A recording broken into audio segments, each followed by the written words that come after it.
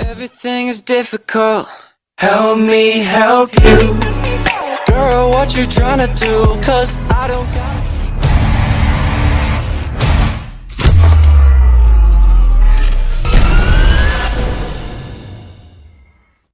Who's going to win this battle of the lumberjacks? That's going to be next.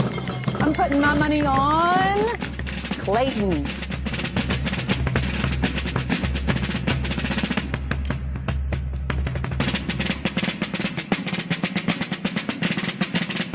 Brett Morse, he's a dairy farmer, and this is his farm that we're on, and hey, all right, this early in the morning. Hey, we got to make cattle. That's right. We got to make some beef. Of course, LeBron bringing a lot of success to Cleveland, but just not enough. Not quite enough. Not quite enough success. In the 90s, I thought, lots of fun tweets. So we'll start with D, who says, in the 90s, I thought that computers were much easier to use. Remember the green flashing, you know, in the dial-up Oh, sound? yeah, sure Yes. do. And thought nothing will ever be as cool as crystal meth. Pepsi. I'll grow a beard. Yeah. Because it's in my jeans. Yeah. It's in your jeans? What?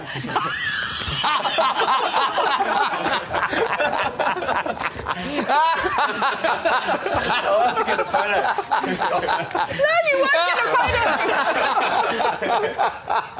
find it. Okay, well, I'm a witness here. What I seen was a horrible, tragic situation.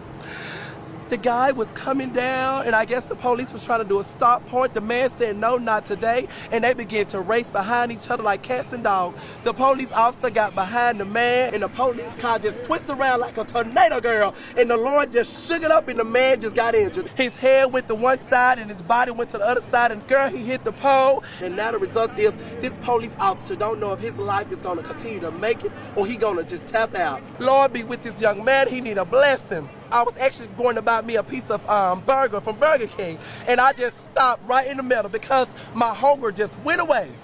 Because when I seen that accident, girl, I just began to be nosy, and I just had to just understand that somebody was experiencing this difficulty moment that was just not, ma'am, I just cannot bear to continue to talk.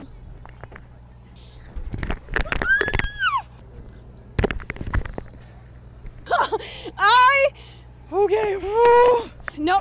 Yes, please. Okay.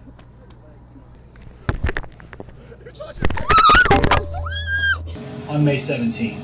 But police say the investigation into who shot who and how many of the 9, if any. People in Antioch acting like they never seen fire before. Come on, fam, my hot box is thicker than the smoke will ever be. Story this morning. Now here's Charlotte with more on the situation in Greece. Ed Miliband's too good for this fucking country, to be honest. No, you can't swear on daytime television. He shot 17 over, missing the cuts with a 40 over next. Actually holding up. Thanks. Get my way.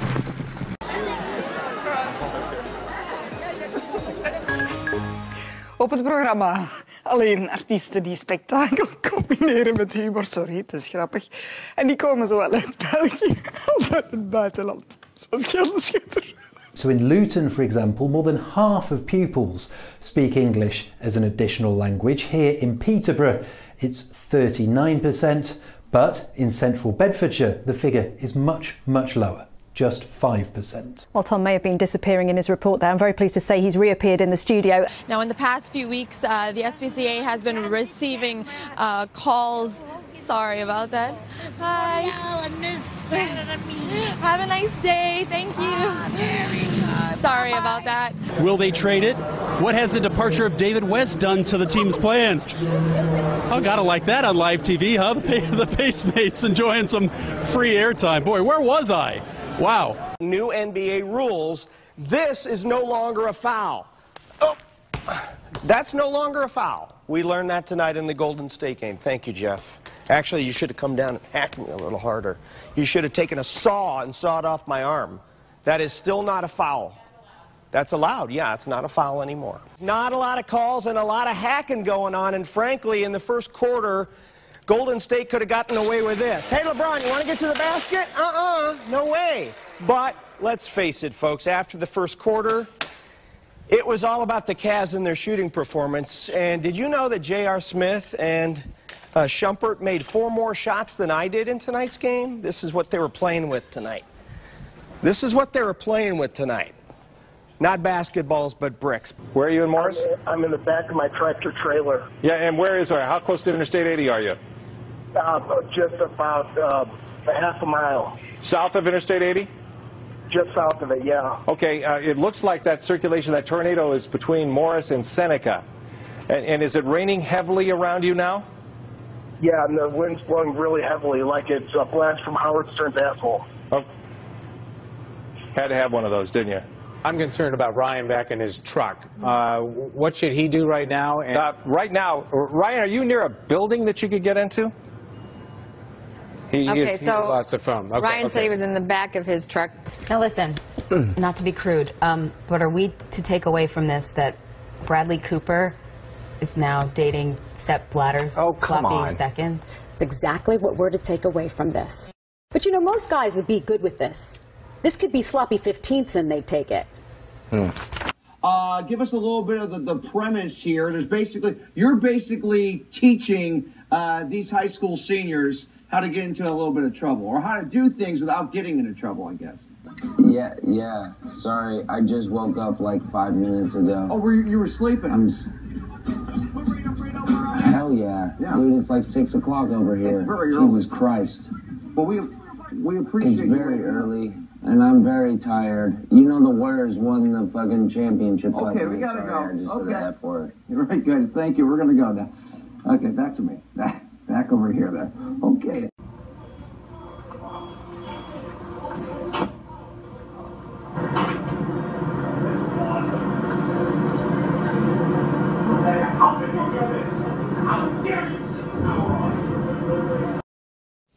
Yeah, we're good.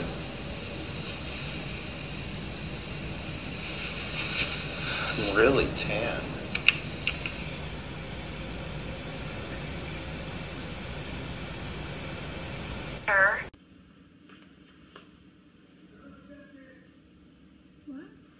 What?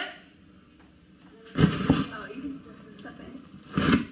He's gonna check your shot. Oh, okay.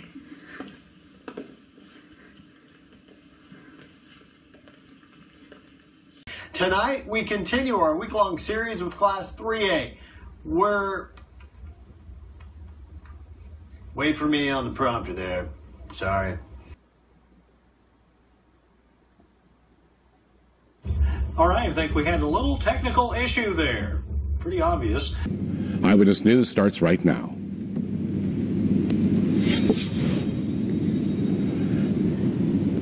And good evening. Our top story tonight. We are Bushnell Park went pink today for the Susan Komen of Connecticut annual Race for the Cure, and what a cancer survivor is saying tonight about the amazing event. And a manhunt continues in New York after 2 convicted murderers escaped. The latest on that is coming up.